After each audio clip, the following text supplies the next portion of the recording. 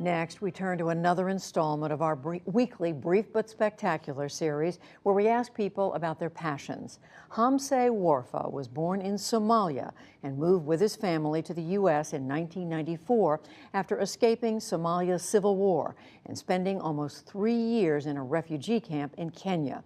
He now resides in Minneapolis and is co-founder of BonQ, a software company that focuses on giving refugees an economic identity.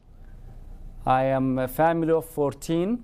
I spent first 10 years of my life in Mogadishu, Somalia, before the civil war. My family and I fled from the war and came to refugee camp in Kenya. My mom and dad were successful entrepreneurs before the civil war started. But when we came to the camps, we became nobodies. We had this registration number, and that was our identity.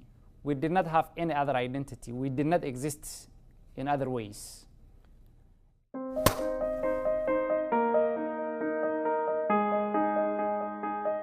We spent 3 years and a half in Dadaab refugee camp in Kenya before my family and I were resettled in the United States.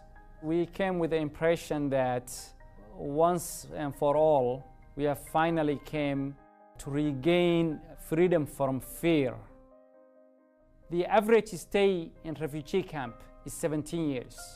When a refugee is either resettled or they repatriate back to their country of origin, all the 17 years they have spent in the camp, all the services they have received, all the loans they have received, the education they have attained, all of that are non-existent because there was no way to build up a transaction history for them.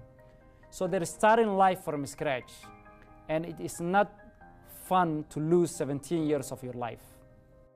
It's unacceptable that we have 2.5 billion people around the world, including the 68 million Americans, who are completely disconnected from the global economic ecosystem. They are completely unbanked. They don't have access to banking. They don't have means to access markets. My passion is ensuring that these systems that were meant to be exclusive, to be inclusive of everyone. In the next 10 years, my goal is at least 100 million people is uplifted from poverty, and that they have a transaction history that they can monetize, that they can access markets, that they can access finances. We want to bring dignity through identity by making sure that everyone is entitled and owns their own data. We have to create dignity through identity. My name is Hamse Warfa, and this is my brief but spectacular take on creating economic identities for everyone.